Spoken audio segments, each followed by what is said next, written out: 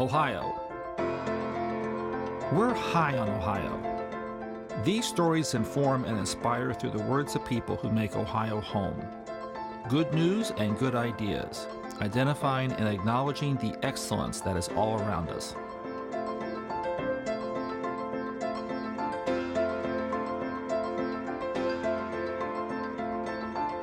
We're having a delightful conversation here with Matt Mayer with Opportunity Ohio, and we're all high on Ohio. And Matt, we have a little segment here. We just recently started on this little show called about. So, have you read any great books lately? What book has influenced you? And so, what book are you currently all hot on? Well, so this year I set a goal that I was going to read Edward Gibbon's The History of the Decline and Fall of the Roman Empire, all 8 volumes. Oh no! Yep. Oh and Milton too? No, just Gibbon. I'll just take Gibbon, and then. But I also was going to, in between those volumes, to trip it out, I was going to read books on the kind of first titans. So Cornelius Vanderbilt, Andrew Carnegie, John Rockefeller, and J.P. Morgan. And so in reading these books, I have to tell you, the one on Rockefeller, Titan, has been the most interesting. One, Standard Oil was a Cleveland company, and Rockefeller did all the things he did in Cleveland. But what's so interesting about it is, we hear about Rockefeller 100 years later as the monopolist and the big bad guy, and they broke up Standard Oil. But of course, most people don't realize he made way more money when they broke up Standard Oil than when he had the monopoly that he had. But the interesting thing about the book is that it really shows how dynamic of an individual Rockefeller was. Even at a very young age, he was doing things that most people don't do, even into their 40s and 50s. And then the life he led in the public persona was a very different person than the real John D. Rockefeller, who was with his kids and family. He was very much a jovial guy who liked to go do things and have fun, but you never really saw that and kind of in the caricatures that we've gotten images of him as the monopoly guy with wealthy aristocratic guy. He did it all from essentially nothing, and he did it in a way that we now question, make it back. But the modern corporation comes out of Rockefeller. The modern holding company comes out of Rockefeller.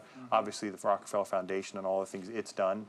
But modern medical schools came out of Rockefeller and the money he provided to both Johns Hopkins and to the University of Chicago. University of Chicago came out of Rockefeller. Created out of whole cloth. Whole cloth. And so there's all these amazing things that you don't realize Rockefeller was involved in, but that he did. And so, maybe they were ill-gotten gains, but what he did with those things were actually transformed the American landscape to the America we live in today. One of the things, we're filming this on the week of 9/11, but also this, so it's been interesting talking to you about national security, but also we recently lost Ronald Coase, who was the famous economist, who talked a lot about, he was at University of Chicago, but also he talked about how corporations actually provide a means by which we're all able to live on an efficient basis because they specialize in certain services.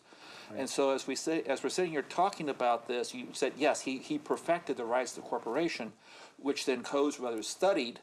And so it was that very efficiency that led to low cost, and people may call them robber barons and everything, but it was that cheap steel that threw up the railroads, the bridges, all that stuff by which we tend to now live. So we take for granted.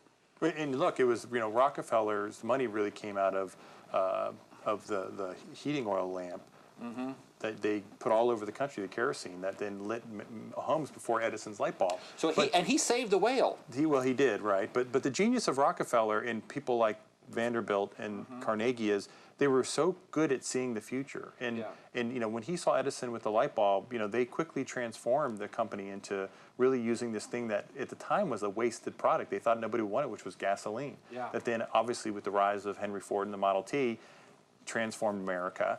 And with Carnegie and steel, the things he did with vulcanized steel and the ability to then do it better, smarter, cheaper.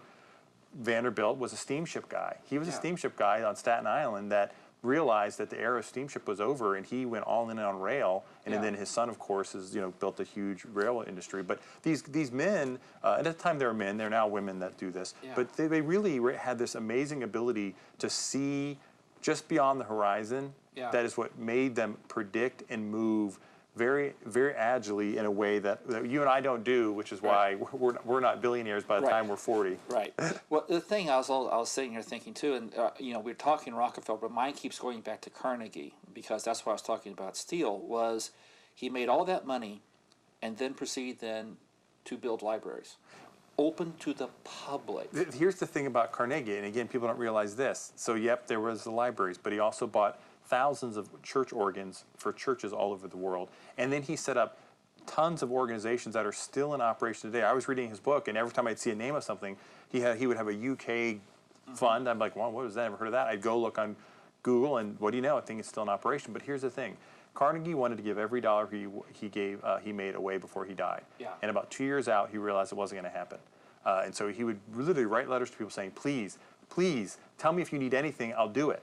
When he died, he had utterly failed to give away the money, because as he was giving away $20 to $30 million a year from the J.P. Morgan buyout of essentially Carnegie Steel, he was earning $20 to $30 million a year on the bonds. And so the horrible irony for Carnegie is the man worked his guts out to give away every dime, and he totally failed. Couldn't do it fast enough. He couldn't do it fast enough, which tells you how much money he had back then. Yes. I mean, it's an enormous amount of money if you think about what these men had back, over 100 years ago.